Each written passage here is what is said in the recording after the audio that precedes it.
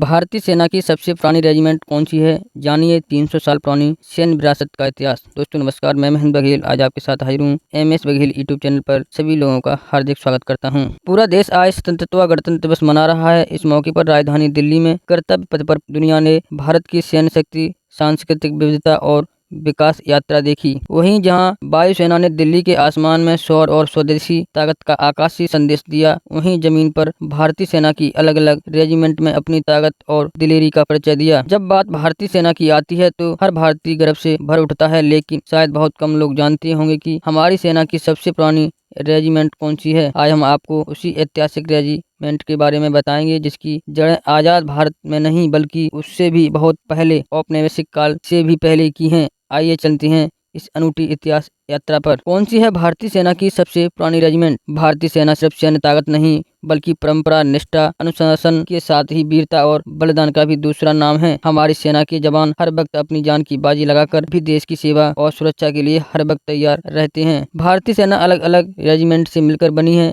इन regiment की सेना की रीढ़ कहा जाता है। ऐसी ही रेजिमेंट में एक नाम ऐसा भी है जो गुलाम भारत से अभी तक देश की सेवा कर रही है। इतनी ही नहीं, यह बदलते दौर की भी गवाह है रही। इसके समय के साथ खुद को इतना मजबूत कर लिया है कि इसका नाम सुनते ही पाकिस्तान और चीन थर थर कांप उठते हैं। इस रेजिमेंट के जवान इतने खतरनाक होते हैं, दुश्मन को मिनटों में धूल चटा सकते हैं। यह रेजिमेंट मद्रास रेजिमेंट भारतीय सेना की सबसे पुरानी रेजिमेंट है। भारतीय सेना की सबसे पुरानी रेजिमेंट मानी जाने वाली मद्रास रेजिमेंट की शुरुआत औपचारिक रूप से सन 1758 में हुई। इसका गठन श्रेय भारतीय सेना के जनक कहे जाने वाले मेजर स्ट्रेंजर लॉरेंस को जाता है। उन्होंने ईस्ट इंडिया कंपनी के तहत काम कर रही स्थानीय टुकड़ियों, जिन्हें मद्रास लेवी कहा जाता था, जो पुनर्गठित कर 2 मद्रास बटालियन बनाई थी। हालांकि इसकी नींव इससे भी पहले सन 1660 के दशक में पड़ चुकी थी, जब ब्रिटिश ईस्ट इंडिया कंपनी ने दक्षिण भारत में अपनी बस्तियों की सुरक्षा के लिए स्थानीय सैनिकों की भर्ती शुरू की थी। बदलते दौर के साथ कई बार बदले नाम। 2 मद्रास बटालियन की स्थापना सन 1776 में तंजावुर में 15वीं कर्नाटक इन्फेंट्री के रूप में हुई। इन बटालियनों का मूल नाम कोस्ट सिपाही था। सन 1769 में इन बटालियनों को अलग अलग नाम से दिए गए थे। दक्षिण में स्थित बटालियनों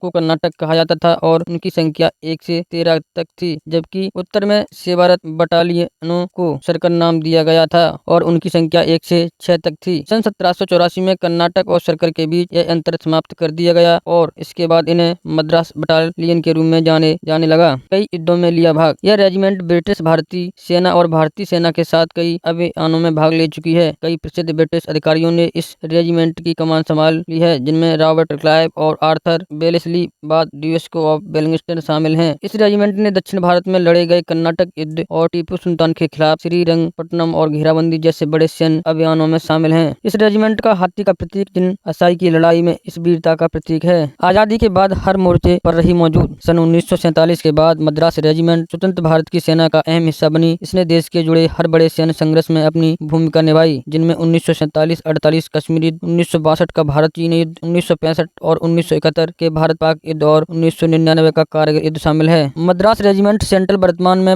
वेलिंगटन में स्थित है और इसकी कमान ब्रिगेडियर रैंक के एक अधिकारी के पास है। इस केंद्र का इतिहास 1794 में तंजौर में 36वीं मद्रास बटालियन की स्थापना से जुड़ा है। इस रेजिमेंट में 21 बटालियन, 4 राष्ट्रीय राइफल बटालियन और